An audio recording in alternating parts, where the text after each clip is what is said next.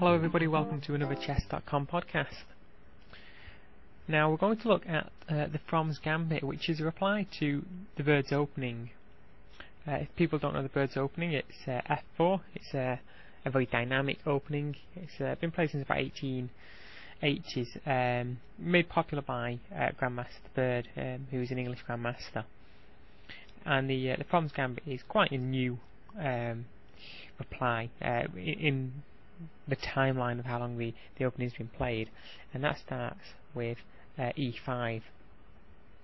Now the bird's opening has its grounds in trying to control this e5 square, so the From's Gambit's a good reply in that straight away it challenges that control of e5 by putting a pawn on there, and white is pretty much forced to take off in this position, and then d6 is played, so white must decide whether he wants to go into the From's Gambit or not, and usually the d6 pawn is taken, and now we have From's accepted with the black bishop on d6.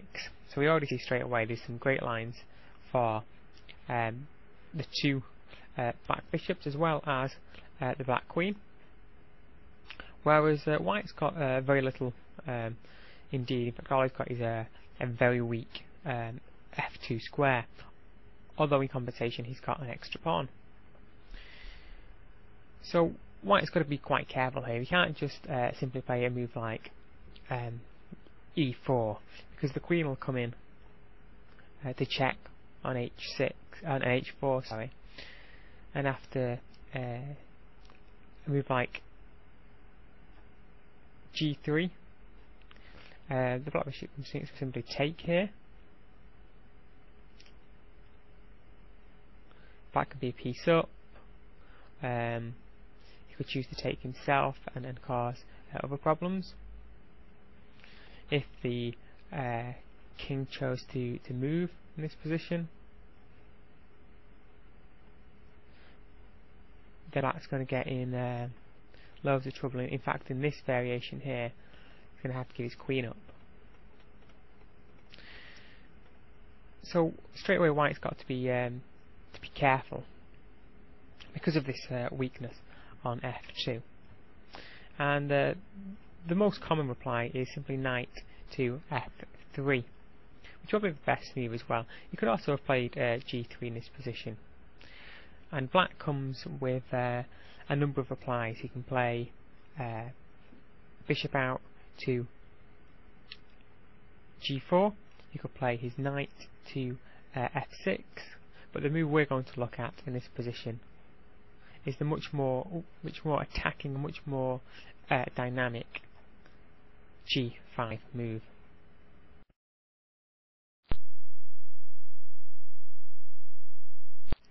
Now, if white knows the g4 move, which I hope he would if he's going to play the birds, there are two good replies. g3 is a good reply.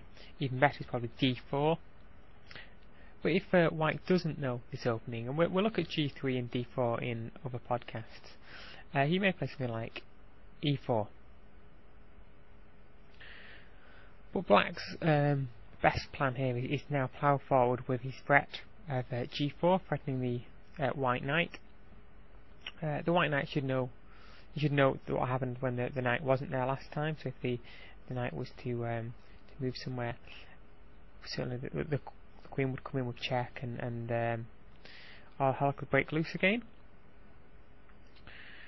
So instead, in this position, white would kick on with e5. In fact, I think that might be the best play for white here.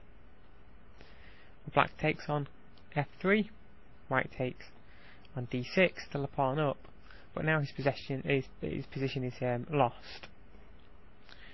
The queen comes in to h4, and what can white do? In fact, he can do very little.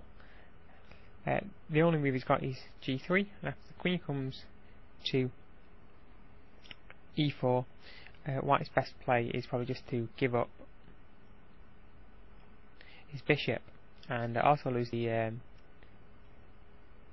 right to castle. However, white might not want to give up his bishop, and he might try and save his pieces by going to f2 with his king. Well, now black can give the killer blow, which is queen to d4 check, and the black king is forced to take on f3. If the black king came back to e2, then simply pawn to f2 check, king's forced to e2, and then we will get checkmate by the bishop coming to g4. So the black king is forced to take on f3, but now simply bishop to g4 picks up the queen on d1, and we have 100% won game. That's our first introduction to the Fromm's Gambit. We're going to be looking at different games with the Fromm's and also different ways of white playing and black playing it. But it's an opening that I would certainly recommend if people start playing the birds against you. It's very dynamic. There's a lot of debate about how sound the gambit is.